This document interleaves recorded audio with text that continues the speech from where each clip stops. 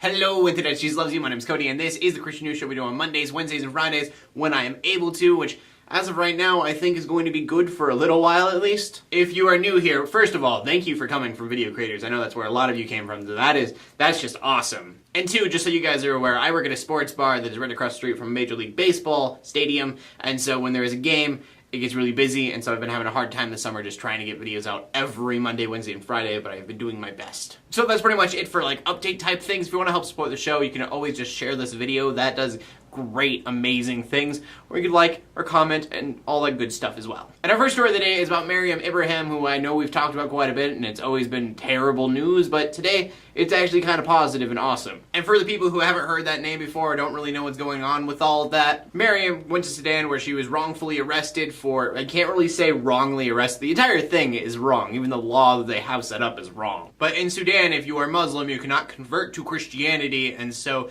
she was a Christian before she went to Sudan, but they still arrested her for being a Muslim who converted to Christianity in Sudan. It's a weird thing, it's wrong, it's messed up, no matter which way you flip it. So that she was sentenced to death for. And then she also got 100 lashings because she was pregnant with her husband's kid because her husband wasn't Christian, and it is against Islamic law to marry a man who is not Muslim, even though a Muslim man can marry whoever he wants. There are some great Muslims in the world, so do not think that I am hating on Muslims, but there are certain countries who are under some really stupid Islamic laws that I don't think other Muslims would approve of, because those laws are stupid and awful. And so that is the terrible, awful news that I've been having to talk about whenever bringing up her name, but now things are a little bit different. She's actually safe in Italy, and she was greeted by the Pope. So yeah, I mean, that is a total change of situation. The way the story goes, she took refuge in a U.S. embassy in Carta, and from there she escaped on an Italian diplomatic aircraft. She then made it to Rome, and because Pope Francis is awesome, he was the one that greeted her there. And so nothing's ever gonna make up for what happened to her,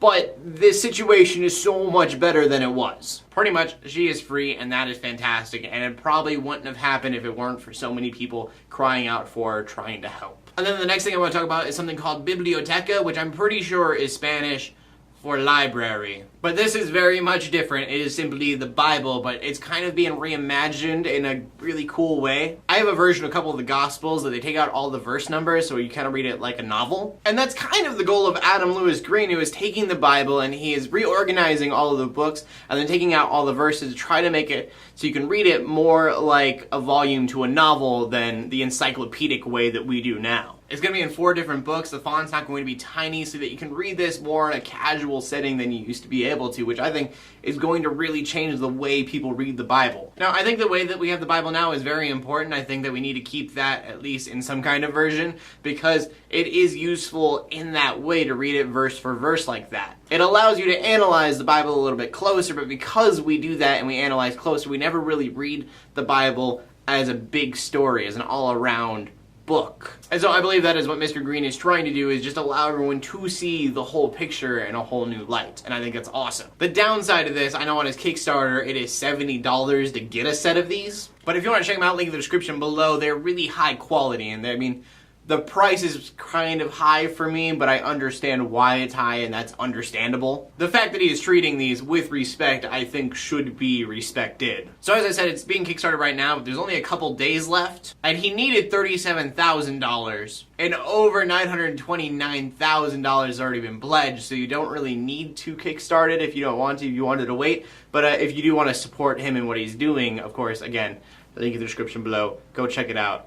It's pretty cool. And so we're talking about all these different kinds of Bibles. We need to talk about our final story of the day, which is about the Bible app. Recently, there was this U.S. ambassador who is being sworn in to Switzerland. And you've probably seen this before. They usually do it just, on a normal paper Bible. Well, because there wasn't a normal Bible immediately available, they found a Kindle with the Bible downloaded on it, and they swore him in on that. And so I guess a lot of people are finding this controversial, saying that they don't believe that it has the same symbolic value to swear in on a Kindle opposed to an actual Bible. Which, my response is Matthew 5:37, let your yeses be yeses and your noes be noes. Anything beyond that is from the evil one. But beyond that, I think it brings us to a pretty cool question of the day, and that is simply, do you think a digital copy of the Bible is as sacred as a normal printed Bible? I know that I personally get a little bit disgruntled if I see someone ripping pages out of a Bible, or I could throw it on the ground and disrespect it, Though I'm pretty positive I wouldn't feel the same way if someone deleted the digital copy of the Bible in front of me, I would be like, oh, that's too bad. So I guess on an emotional level, I do think they're different, but on a logical level,